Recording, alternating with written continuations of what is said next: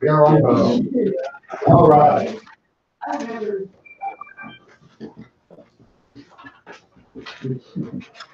Services.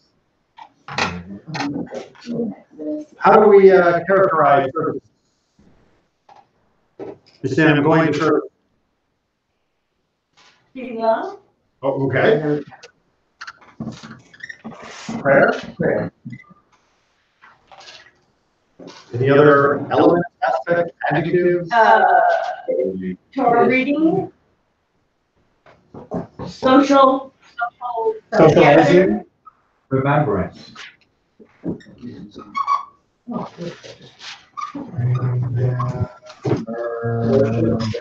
Only shorter words. Wouldn't worship be the same as prayer? Okay.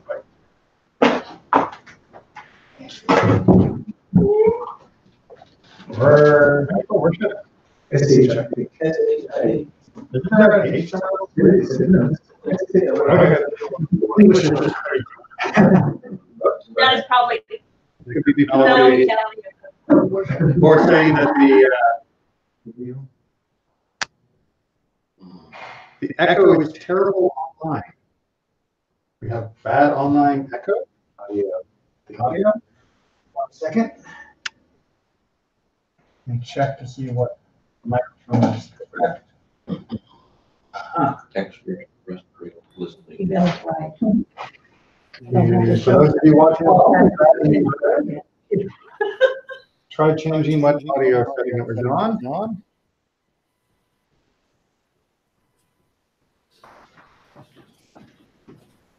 We'll see whether that makes sense. Hope it does. If it doesn't, how much we can do. All right, so prayer, socializing, remembrance, teaching, teaching, and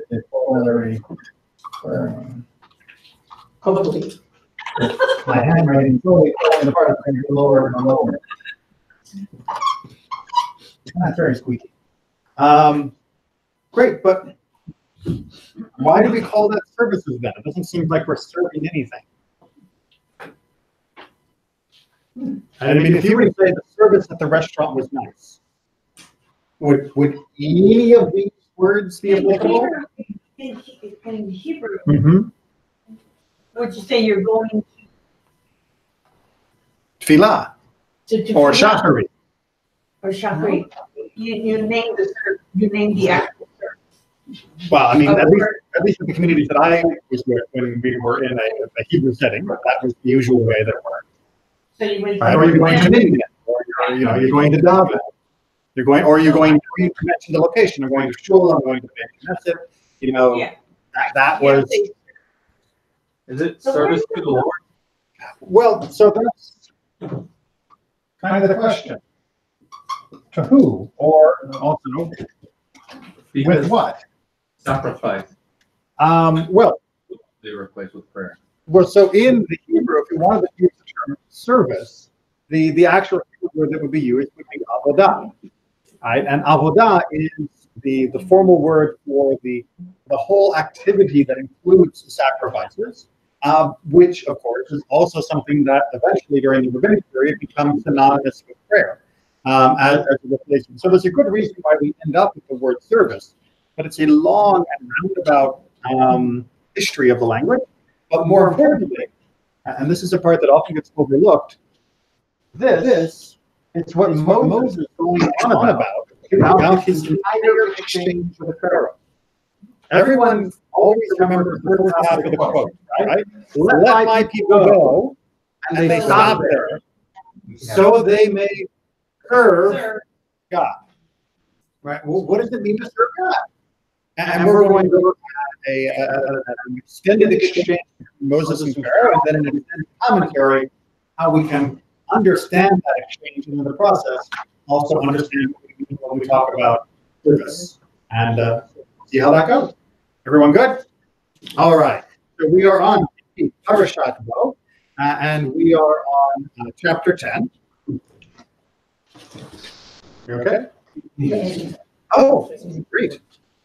If anyone would like to donate a super room. So we are in chapter 10, and we are starting right at the top, chapter 10, verse 1. And my volunteer on page 374, Philip. Just fine. The Lord said to Moses, this is what he said to Moses, go to Pharaoh, for I have hardened his heart and the hearts of his slaves, in order that I may display my signs among them, and that you may recount in the hearing of your sons and your sons' sons how I made a mockery of the Egyptians, and how I displayed my signs among them, in order that you may know that I am the Lord. All right, so just a little aside, in previous years, we've talked about the whole hardening issue, where Pharaoh hardens his own heart, God hardens his heart, and how that works. So the upshot of that, although I recommend you go back and look in the archives for more detail, the upshot of that seems to be among many commentators is that the hardening was simply a matter of giving Pharaoh the courage to do what Pharaoh actually wanted to do, that he would not capitulate out of fear, but would only capitulate when he recognized the truth. And that was what God meant by making this display. We won't go into it more than that today because we've got other fish to fry. So we continue then with verse 3. So Moses and Aaron went to Pharaoh and said to him, thus says the Lord, the God of the Hebrews, how long will you refuse to humble yourself before me? Let my people go that they may worship. Notice again the second half of that sentence. Let my people go that they may worship. Notice that out of the exchange through all of the play, Moses never says the goal of all of this is that the people will leave Egypt forever and never come back. The Fox translation says serve me here. And he uses the word serve as well. And that you can see from the Hebrew, right, where you see the word duni, which comes from the word hodah, right, the same word that can work for service. All right, onward through the rest of verse 4. For if you refuse to let my people go, tomorrow I bring locusts on the territory. They shall cover the surface of the land, so that no one will be able to see the land. They shall devour the remnant left to you after the hail, and they shall eat away all your trees that grow in the field. Moreover, they shall fill your palace and houses of all your courtiers and of all the Egyptians, something that neither your father nor your father's fathers have seen from the day they appeared on earth to this day. With that, I turned and left Pharaoh's presence. All right, so the next round is locusts. And for those of us who are non-farmers, locusts may not be much of a big deal. Locusts are pretty nasty, and especially so many locusts that you can't see the ground because of them is absolutely horrible.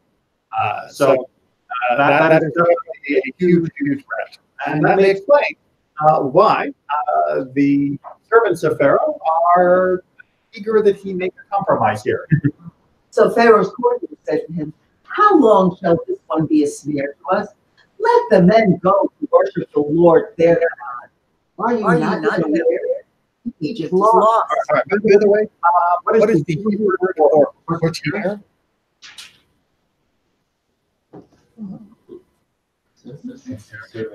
servants. Right? The Pharaoh. It's the same word that's being repeated, right?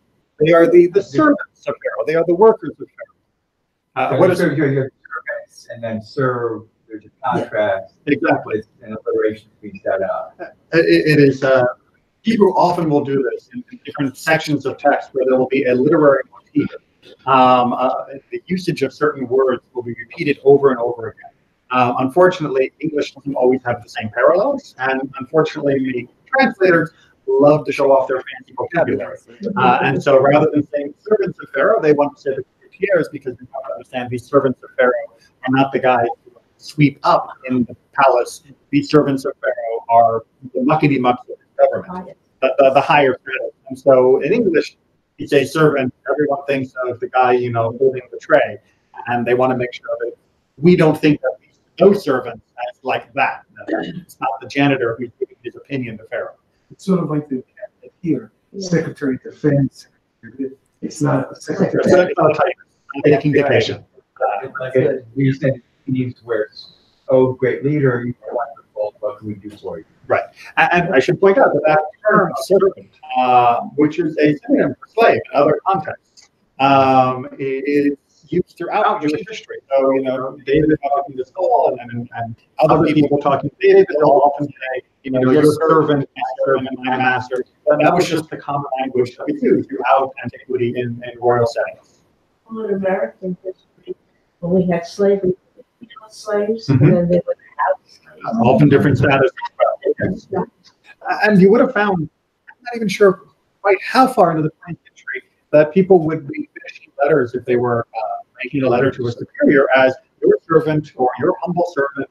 And that was a common, exit from a letter as a way of showing that we're respecting the status of someone else. We don't respect status so much anymore. Yeah. So you don't find people using that terminology. But it was still used, even in English, quite recently, without connotation. But apparently, courtiers sound better to the modern But translation. that, these are the services and who are you not with it? Lost? Yeah, it's like, and you see what's happening, right? Egypt being destroyed, right? Egypt is being wiped out. So just let them go and serve, right? And this is, we serve you, let them go serve their God, and then things will be better, right? And we won't end up with this more destruction. Onward. I think that's what might be. So Moses and Aaron were brought back to Pharaoh, and he said to them, "Go worship the Lord your God. Who are the ones who can go?" Moses replied, But notice, by the way, Pharaoh just gave in. "Just like that." Right before the book came, Pharaoh gave them. Pharaoh came, and he said, "All right, fine. You know what? Under the advice of my servants, we're going to let you go. So tell me how this is going to work." So he has some awareness that the Lord their God does have power. It seems that he's beginning to recognize. Beginning, I will say.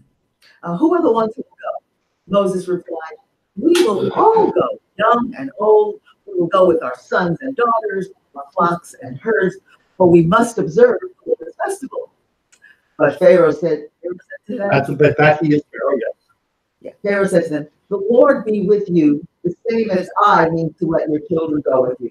Clearly you are bent on this." So that phrase, "the Lord be with you," that is a sarcastic swear. The same way as I Right. mean to let your children go, Lord be Right. with you.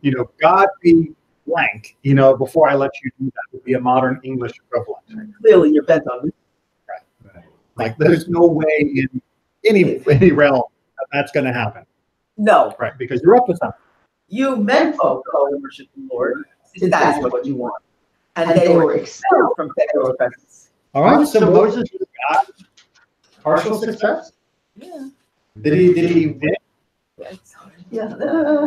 Well, it depends. If you were on the negotiating table, Pharaoh has just given Moses what Pharaoh thinks Moses actually wants. Right? Because Moses has been saying we need to go worship, we need to go serve God, we need to go do our service to God. And Pharaoh's been saying, no. And now he gets, all right, fine, you can go do your worship. Who's going to go? Well, we're all going to go. No, you're not. Just the men will go. So Moses should be happy. Right? He's got kind of what he wanted to be. Well, yeah, except for the bugs are going to fail. Page 376, verse 12.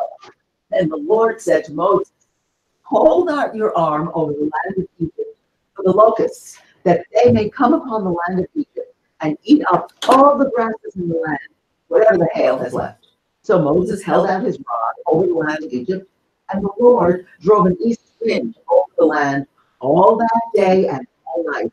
And when morning came, the east wind had brought the locusts. Pause there. So clearly Moses was happy with Pharaoh's counteroffer of letting the men go to do the work. And so the locusts come. And then after the locusts comes the plague of darkness. And then in the midst of darkness, we get another audience. We're going to skip to that because I want to get to that exchange between him and Moses, negotiating, arguing about what the real plan is going to be. So we're going to skip ahead to verse 24. That's on page 377. The locusts had eaten So everything. locusts eating everything, and then we're in the middle of darkness. I just said it. Pharaoh then summoned Moses and said, "Go, worship the Lord. Only your flocks and your herds shall be left behind. Even your children may go with you. All right, so what did Pharaoh change in his bargain? The women and children. Yeah, you know what? Even the children can go. So I'm not going to keep any hostages, we might say in the modern world. All of you can go if that's what you're supposed to be doing, but your herds will stay behind. Good? Makes sense? Well, it does, because if you're taking flocks and herds with you, it means you're not going to come back here at all. Yeah, we know you talk about sacrifice. It doesn't look quite that way. Okay, but wouldn't you want your flocks and herds if you're going to be sacrificed? But Pharaoh is offering a counter offer of, well, leave your flocks and herds behind and take all the people out to your worshipy thing, whatever it is you Hebrews do. All right. Right. And But Moses said, you must provide us sacrifices and burnt offerings to offer up to the Lord our God. Our own livestock too shall go along with us. Not a hoof shall remain behind. For we must select from it for the worship of the Lord our God, and we shall not know what we are to worship the Lord until we arrive. Oh, because everything has to be perfect. Exactly right. You've got to have the right animal, and apparently Moses is at least arguing that they won't know what they need to sacrifice until they are ready to do the sacrifice. I mean, after all, wouldn't it be embarrassing? You bring a cow, you get it up to the altar, and all of a sudden you discover there's a blemish. Now I can't sacrifice it. So, well, what else did he add to that? He sort of slipped in. You shall provide the sacrifice. Thank you. He's not told Pharaoh, we're going to go worship and we're going to pay for it. Anyway, we're going to add to that. And we're taking our food. It is incredibly audacious. We do now. We didn't have the word back then, but that is the word we have now. It is just, wow, you are poking him in the eye. You just got kind of what you wanted, give or take the flock. And really, do we want to stay in Egypt any longer than necessary for the sake of our animals? And then you not only say we're taking all our stuff, but we're taking your stuff too? You think he's going to agree? The Lord stiffened Pharaoh's heart, and he would not agree to let them go. Pharaoh said to Moses, "Be gone from me. Take care not to see me again. The moment you look upon my face, you shall die."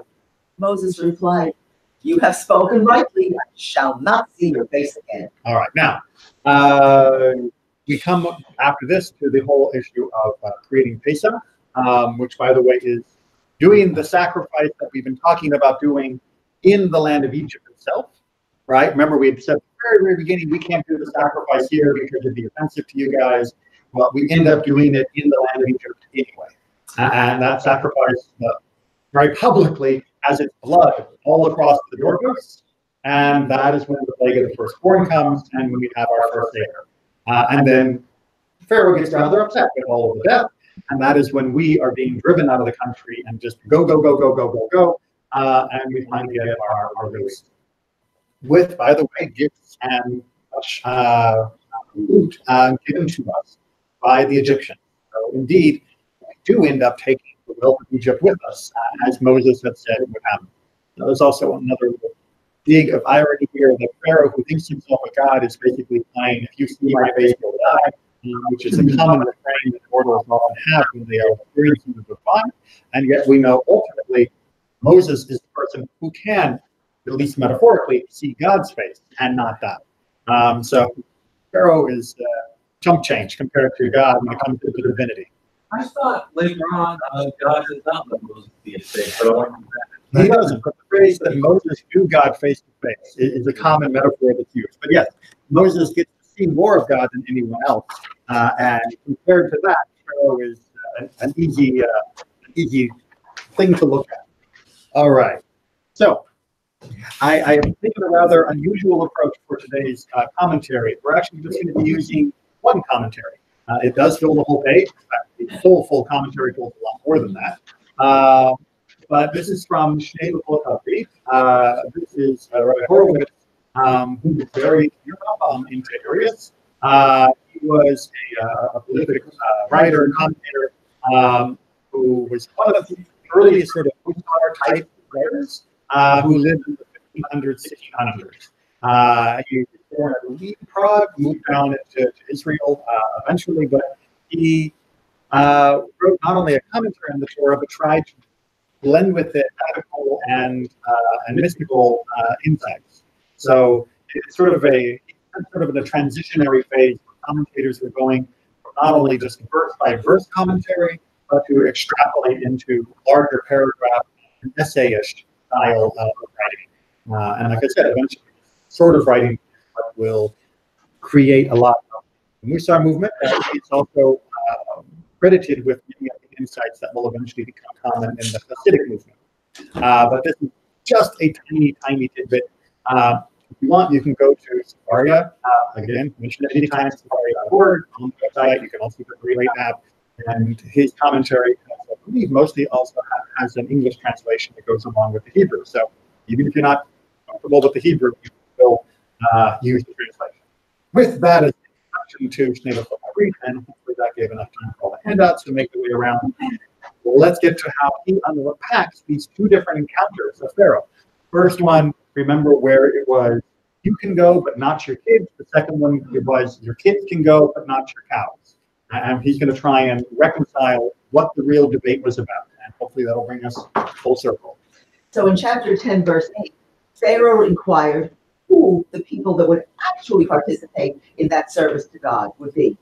Moses replied. Right, now, what Shnei Luchot HaBrit is picking up on in 10:8 is that it says, mi vami, which is a kind of weird Hebrew sentence. Actually, since you have a clock open there, how does he translate that?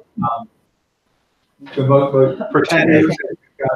Because it's go serve the Lord before God. Right. Who is it? Who is it that go? Right. So he puts in the redundancy of who is it, who is it. And Moshe says, with our young ones, with our elders, we will Right. go, with our sons, with our daughters, with our sheep, with our oxen, we will go. For it is the Lord's government for us. Right. So you can hear the emphasis in the Hebrew, which Fox tries to capture in the grammatical structure for, but that who is it, that mi, which is an unusual phrase in the Hebrew, and would be an unusual phrase in English, and which is why I've translated just ignores it.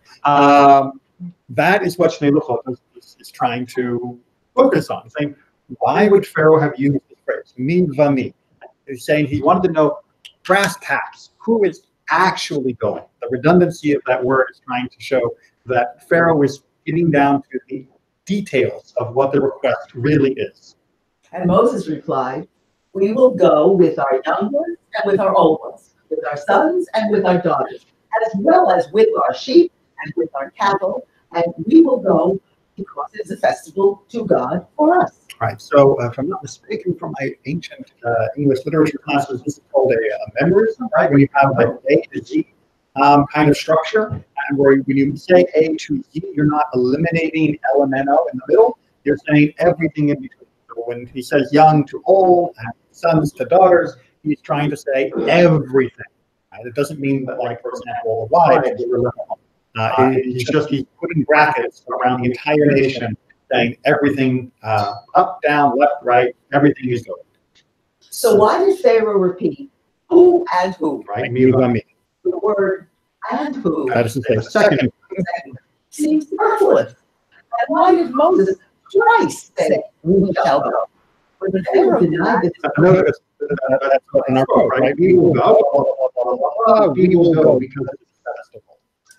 when Pharaoh denied his request, verse 11, why did he preface his words with not so? Right. So the Hebrew seems to be slipping past some of the content of the discussion.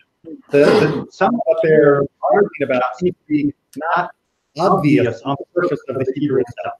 And so that's what they're trying to tease out, or what Shnei Luchot HaBrit is trying to tease out. Is what was the subtext of this negotiation? In any good negotiation, and especially in bad ones, there's usually a subtext that the different people participating are asking for that someone else is either not answering or is answering but not saying it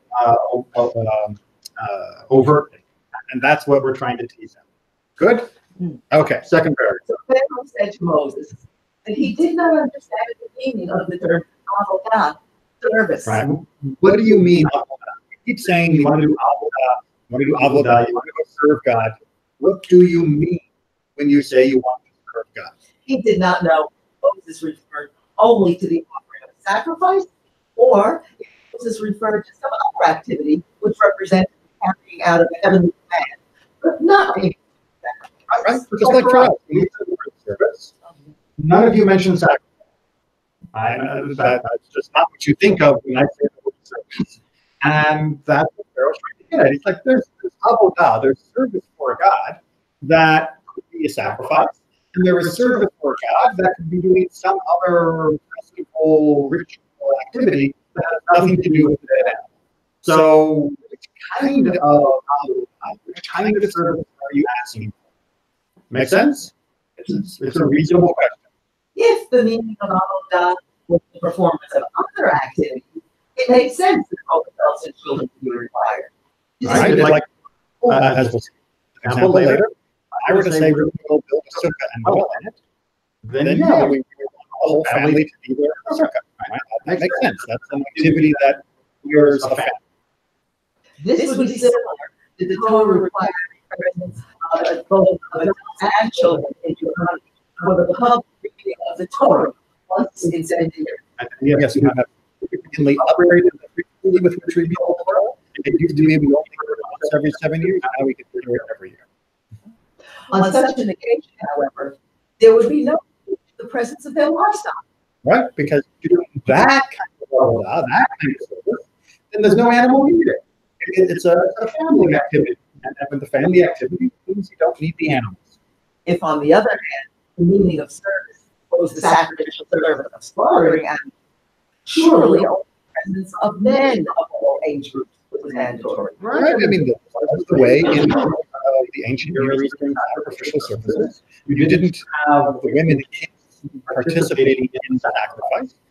Even for the Passover sacrifice, which is so instrumental for our Passover service later in Jewish law, and you can check out the Mishnah broadcast on Safin, where we talk about this in much more detail. You didn't have a whole community in the temple when the sacrifice took place. You usually had one male representative of the group take the animal, have a sacrifice, and then bring back the meat portions that were necessary for the Passover meal. So if it's just a sacrifice, then you don't need the kids. And it's just another kind of sacrifice, then you don't need the animal. So that's what they're trying to figure out. Need the meat. Like, who and who is trying to go? I'm still not clear what you want to do, is what he's saying. Good? Good. I mean, that's why they were repeated who and then he referred to the two alternatives. Right. Who's going if you're doing A? Who's going if you're doing B? All right, and who and or what? I'm thinking there's other areas in the Torah too where there's double speak like that. There's no And no footnotes. The Abraham going to sacrifice Isaac and being told saying twice the thing to Abraham. Right. Maybe that the italics. So that maybe just the italics. Exactly right. There's so many places in the Torah where the Torah demands us to actually think about what is coming between words and what the subtext of the words is, because that was the way the Torah was written. The Torah wasn't written to fill the gaps in for us. The Torah believed that we were smart enough to understand what was in the italics. And this is a case where the Torah is telling us by signaling with the phrase "mi," that Pharaoh was asking a legitimate question, but one that still also represents his obliviousness to what is actually being requested. Because when God is asking us for our service, he isn't really asking for a one-time activity. That's the subtext that Moses has got, but Pharaoh hasn't. Because remember, we were avadim. We were servants to Pharaoh. We were slaves to Pharaoh. We're now asking to go serve God. He thinks that means we want to go perform a ritual. Whether it's sacrifice or not, it's still a ritual which is limited in time and scope. But what God is actually asking us to do as avadim Adonai, as servants to God, is no longer be servants to Pharaoh. Right? He's asking for our freedom couched in the language of us serving God, because we can't fully serve God if we also have to serve Pharaoh. And Pharaoh's missing. He wants to know what ritual. We're asking for a full change in status. We want to change to a different master. And Pharaoh just, it's just going right past it. But his question is still very important, and will get us to an important insight of what we really mean when we say avodah inu. Moses understood quite well what Pharaoh alluded to, and he said, "We shall go with our young ones and our old ones," concluding with the words, we shall go. Remember, that was doubled in that verse. This was to put Pharaoh on notice that these people would go regardless of the definition of service. So there was a doubling of who's going to go, and there was a doubling of the answer of who will go. Basically saying, even if we are doing the service of a sacrifice, or even if we are doing the service of some other ritual, we are all going. That it doesn't matter what you think we're planning to do with our service, we are all going. So is he still alluding to the fact that Pharaoh's like, they're not coming back? Well, that may be, and as he goes on to say, that may be why Pharaoh reacts so strongly, because what Moses is asking for is not the definition of service that Pharaoh was using. Pharaoh thinks that you are all trying to escape now. And this is the first time I've ever thought that Moses really meant that. I thought he really wanted to go for 3 days and would come back. Well, yeah. Let's go ahead and see more of the commentary. Moses later added that they would also go with all the children, male and female, and all the livestock, even though they might not agree with either one of Pharaoh's definitions of the word service. When Pharaoh heard this, he became angry and withdrew his offer of letting either the one or the other category go. This is what he said sarcastically, "May the Lord so be with you." He implied that on no account would he permit the Israelites to go with both all their children and all their livestock. All he would permit was that the adult men and their livestock could go. He implied that the women and infants would have to remain behind, since he realized that the meaning of Moses' request had been to have the best of both worlds, that is, both possible definitions of the term service. That is why Pharaoh added, "For it is what you are seeking." Right? So what you're asking for is do both. And that doesn't make sense to me. Therefore, you can't go all together because that just isn't the way service is done.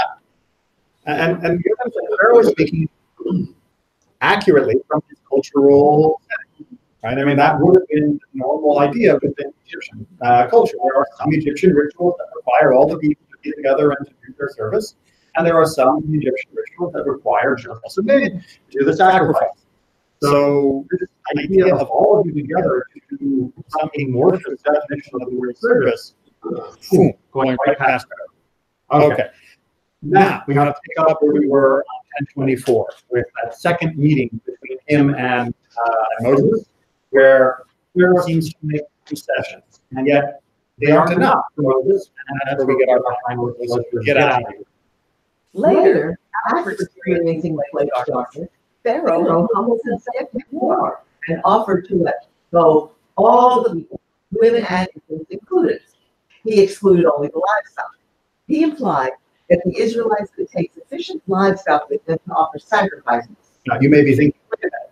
It doesn't sound like Pharaoh said we could take livestock. It sounded like he said, also the kids can go, but the livestock has to remain. So how is the commentator going to justify claiming that Pharaoh was willing to let some go? When Pharaoh said, "Only your sheep and your cattle have to stay put," he referred to the livestock that would remain after the sacrifice had been offered. Meaning the non-sacrificial animals would have to stay, right? Your herds would have to stay, but some of your animals would go with you. Yours is Yeah, justification. he used the word also in The word God, right? also your infants. That indicated he had already did something else. Namely, he that the livestock required sacrifice before leading to the departure of the infants. Right. Make sure we understand Shnei agrees. Logical deduction that he's doing. He's saying if the Torah uses the phrase also, then that means the kids have to be added also to something else. All right, because that's what the word also means. Also means plus this. So what could they be being added to that would make them an addition? Well, you can't just say that he's going back to his original argument before, where he originally said that no one gets to go, because then it's not an also. That would be everyone gets to go. So instead, it has to be going back to the idea of you can go and take your sacrificial animals and also take your kids. So that's where the Reed is arguing that we already have the implied sacrificial animals going, and the only thing being held back is the rest of the herds and the flocks. Got that? Okay. Why we make good. When speaking about flocks and herds, Pharaoh added the word only to show that he restricted the amount of sheep and cattle that could be taken. We now understand both use of the word also, which indicates and the word only indicates an exclusion. Right, so we end up with really almost everything we wanted. Everyone gets to go, all of the humans, and enough animals that could be considered good enough for a sacrifice get to go. Moses has got like 95% of what you might hope for out of this argument. And Moses says, and again, you're going to poke him in the eye and say, and not only that, but you're going to provide sacrifices. So let's see Moses' reply. Because Moses said to Pharaoh in verse 5, not only will we not accept any exclusion from you, but we will receive even more than we can ask for. Whereas you, Pharaoh, want us to sacrifice part of our own livestock. Fact is that we will sacrifice livestock that at the present moment belongs to you, so that ours stay intact. Right? So this is like, come on, Moses. Really? This is what you're arguing over at the end? Because remember, what is Moses arguing about really? And what he really wants is for Pharaoh to admit that God makes the rules, not Pharaoh. That is the only position that Moses will accept before he can leave, because that is the position under which the entire Exodus process was begun. It wasn't just get us out of Egypt. As I've said many times before, if God had only wanted us out of Egypt, God could have forwarded us out with divine providence. That wasn't what God wanted. Right? God wanted there to be an acknowledgement of God as God. For that to happen, you needed Pharaoh, in particular, to acknowledge God as God. And you don't bargain with God. I mean, I know we have a special circumstance. But you don't try and say, well, that's not really what God wants. You say, this is what God has asked. This is what I will do. Because this is God, after all. Pharaoh is still quite at that point. He still thinks that he is arguing for the equal. Right? That this is an argument between two leaders of different communities. And that's not the argument that he is supposed to be having. He's supposed to be recognizing that God is God, at which point you stop arguing and just do what God's representative has told you needs to be done. And that's why Moses doesn't accept what looks like a good deal on the surface. Because it's not a good deal. It's the entire Exodus process, all of the plagues, everything that happened up to this point would have been hopeless if we can't reach the moment where Pharaoh says, God is God. Right? Because without that recognition, then God's ability to convince the whole world of what God actually wants is the liberation of the Israelite people and the chance for people to freely serve God is no longer met. And if people think that God is just some other dictator trying to grab a group of people to serve him, rather than some force that is trying to establish that this is the purpose and primary reason for the existence of the universe, it changes the entire tenor of what this book is trying to teach. So it may seem rough to us that Moses didn't take the good deal and run, but that is ultimately, there is a much higher purpose. When he said God is God and lets them go, we subsequently sent the people back to go and bring them back. Yep. That counts as a retraction of his previous statement. It doesn't count as a retraction, it counts as a new transgression. Right? So he can't cancel out the fact that at least for one moment he had that clarity.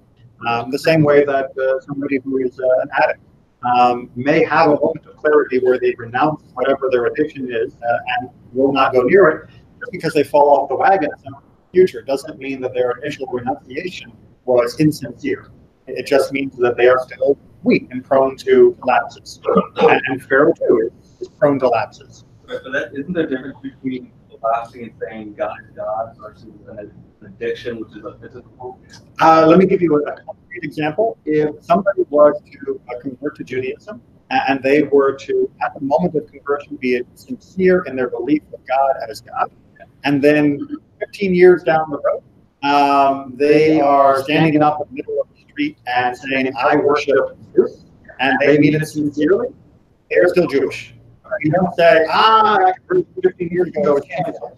We say, you're not being very true right now, you're worshiping Zeus.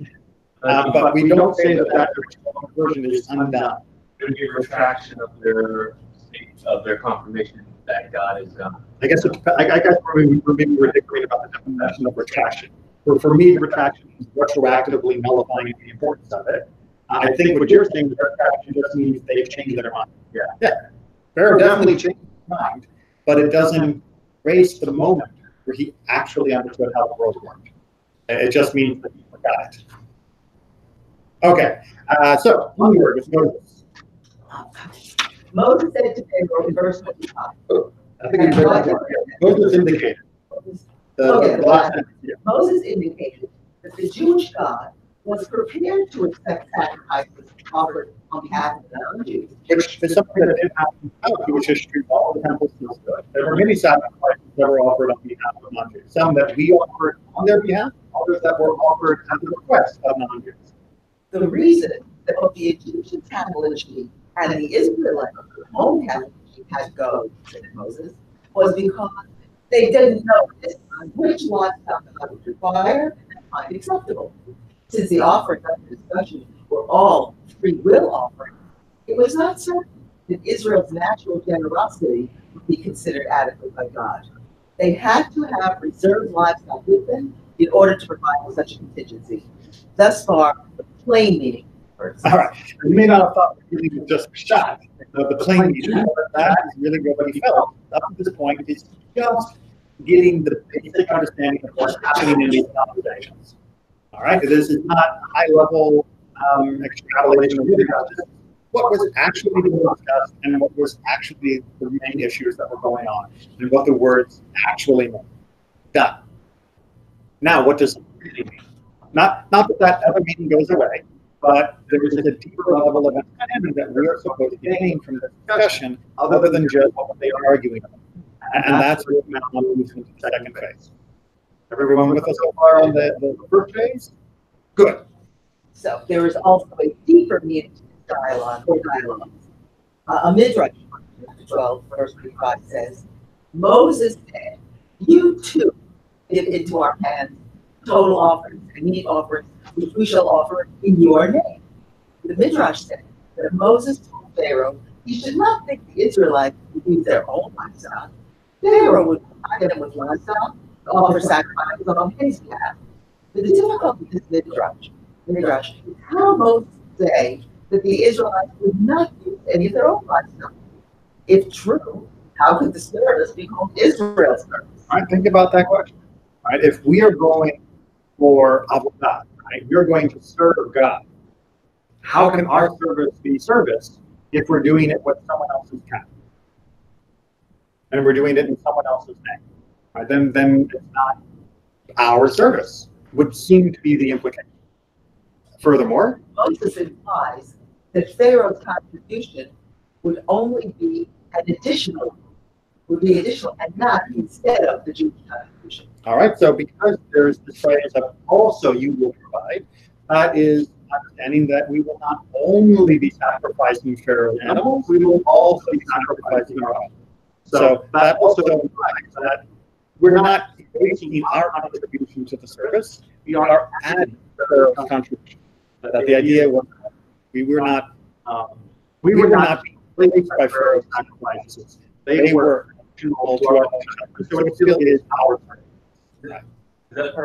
Does that mean Pharaoh would be taking some part in the sacrifice? Yes, I mean, he wouldn't be there. He wouldn't be there in physical body, but in terms of in spirit, yes, animals on his behalf would be sacrificed for his sake.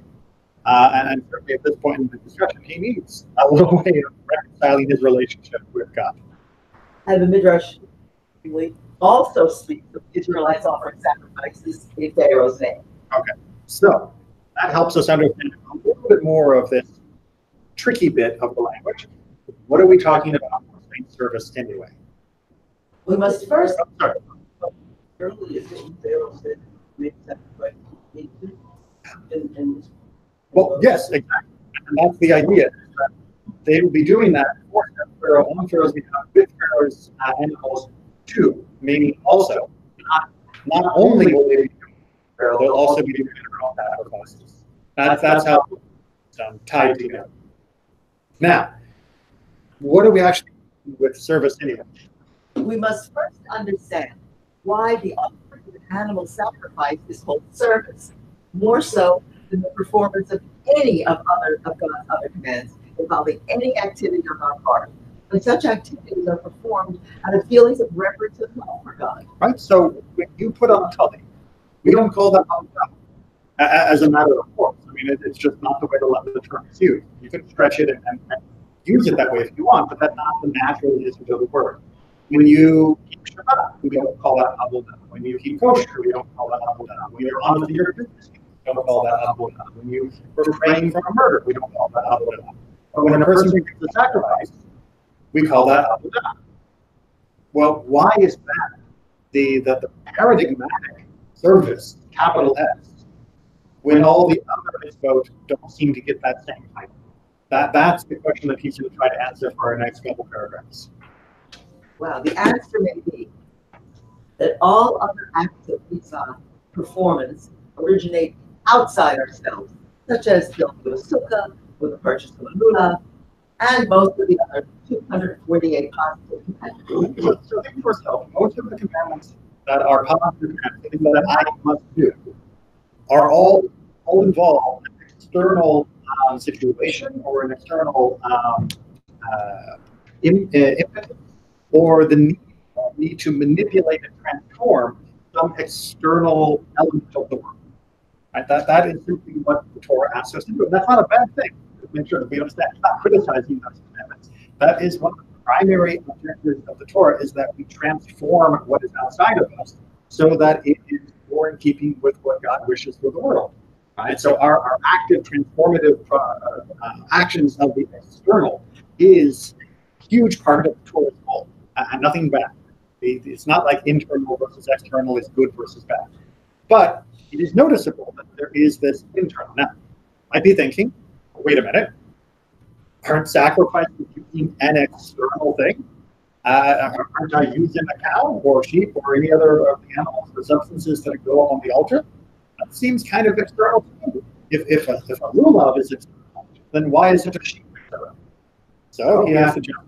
When it comes to offering of an animal sacrifice, however, the person offering it is the server, or better, eved, servant, so that the service which a servant performs is actually accurately called service. One may view the servant as the service. So that's a very important sentence, that the servant is the service. Right? What is actually being performed when we perform a sacrifice is not the sacrifice itself, but is the person performing the sacrifice. That is what is actually being offered. In a way that is, he's going to argue, different than all the other mitzvot. That it is an internal thing that is transforming the person into the service, as opposed to what is being actually put up on the altar. What do you mean by transforming the person into the service? I mean exactly what it is. Right? What is the deed that is being performed? It may look like the deed that is being performed is the transformation of a sheep into a sacrifice, but what he's arguing is that some form of sacrifice is really happening because the person was being transformed in that moment in a way that was different than all other mitzvot. He will try to explain that in more detail and hopefully do better than I can. We know that such an animal sacrifice is an expression of mystical dimension of nefesh and nefesh. That is one life force exchanged for another life force, such as in Exodus 21. And that when the guilty party slaughters the animal, he is keenly aware that his own life should have been offered to God in expiation of his. Right? So when you make a sacrifice, that's you. Right? It's not the cow that's on the altar. I know the cow may feel personally involved, but what's really being put on the altar is your life. The cow is simply a stand-in. It is simply a symbol for you. When I shake, what? A show and tell, right? But it's a symbolic representation. Exactly. So when I shake a lulav, I'm not shaking myself. When I build a sukkah, I'm not building myself. When I put on a talit, I'm not putting on myself. When I sacrifice, I am putting myself on the altar. And I don't do that literally because otherwise I'd be gone. But symbolically, that is how I am supposed to view what has happened. But God really needs sacrifice. I think we need it. Absolutely, Yeah. absolutely. Which is why God asks us to do that, right? God's not asking us because of some divine need, but God is asking because of a human need. And that was why, even as we have now moved past the age of sacrifice, the imagery of the sacrifice was so powerful to our ancestors, and why it still plays a powerful metaphorical role in how we view our relationship to our tradition, to our ritual, to God, to our service, up to the present day. Let's finish the commentary and then we'll do a more deep briefing. So the same applies to whether the guilty party feels when the blood of the animal is sprinkled on the altar. The owner confesses his sin and resolves not to repeat it. When all this, including the burning of the flesh of the animal on the altar, is the result of an animal sacrifice, then the servant has truly become the service. The first time this happened, Abraham slaughtered the ram on the altar after God told him not to slaughter Isaac. Right, which is where it specifically says that it is instead of his son. Right, so there is a notion that ram was Isaac, and God did not want us to kill ourselves or our children, but God did want us to put ourselves in that position of reflection and of extreme introspection, that we would then make ourselves into as though we were on that altar. And that is what is being asked for in our avodah, in our service. And that is what a servant, what a slave of God, is expected to be aiming for as our worship of God. Not exactly a modern concept, I know. And that's why this is 500 years old. But like I said, we'll finish the last paragraph and then we'll see how we can apply this temporarily. As a corollary, other sacrifices, such as wine, bread, oil, etc., accomplish a similar function. They substitute for man offering his own body to God, because all products mentioned are forms of nourishment that keep the human body alive and therefore are able to serve as a substitute for the human body. In spite of the fact that this service involves an external object, that is, the animal in question, the thought behind it is strictly internal. The external object enables the sinner to look inward into his own personality. Service is called korban because the person offering the animal sacrifices his own personality, who in turn has trusted him with keeping up his body. When this service is performed according to halakha, the person offering sacrifice experiences an elevation of his soul. He approaches ever closer to God. So, when the temple fell and the sacrifices were done, the sages had a dilemma of how do we achieve the same internal feeling without the external tool that was used through the sacrificial service. And they could have simply said, well, let's keep doing sacrifices, but we'll do them elsewhere. But they came to a different solution. Was which is what we're still doing, which is what is covered by all of this, what we do in a synagogue or in home settings or wherever we may be.